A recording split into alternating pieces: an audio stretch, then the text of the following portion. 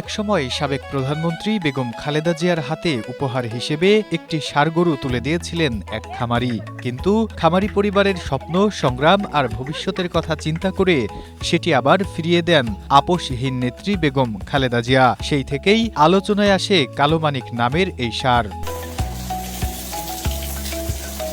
7 বছরের ভালোবাসা, শ্রম আর আবেগে বড় হয়ে ওঠা কালো মানিক এখন পটুয়াখালীর অন্যতম আলোচিত গরু। এবার সেটি বিক্রির ঘোষণা দিয়েছেন মির্জাগঞ্জ উপজেলার উত্তর ঝাটিবুনিয়া গ্রামের খামারি সোহাগ মৃধা।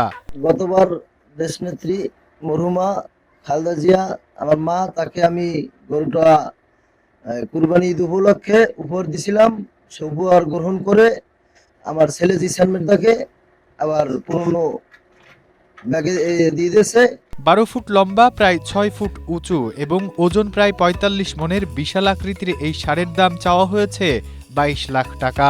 শুধু তাই নয়, ক্রেতাদের জন্য বিশেষ উপহার হিসেবে একটি ছাগলও দেওয়ার ঘোষণা দিয়েছেন খামারি।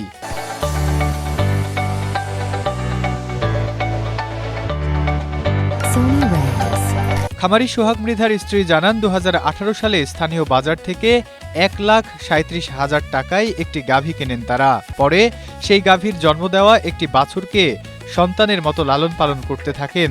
সময়ের সঙ্গে সেই বাছুরই হয়ে ওঠে বিশাল আকৃতির কালো মানিক। এই গরুটার আমরা প্রাকৃতিক খাবার আমরা নিজেরা তৈরি করে খাওয়াই।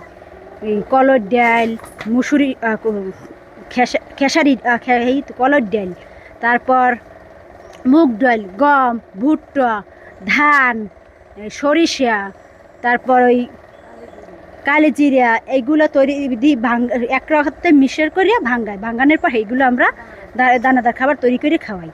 আর খড়কুটো, আমাদের ঘাস আছে, খড় আছে, এগুলো খাওয়াই। গত বছরের কোরবানির ঈদে স্থানীয় বিএনপি নেতাকর্মীদের সঙ্গে ঢাকায় নিয়ে যাওয়া হয় কালো মানিককে।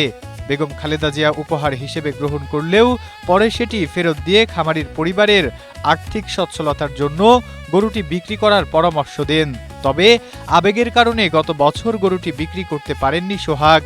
এবার আর পিছিয়ে থাকতে চান না, বাড়ি থেকেই 22 লাখ টাকায় বিক্রি করতে চান আলোচিত এই ষাঁড়টি।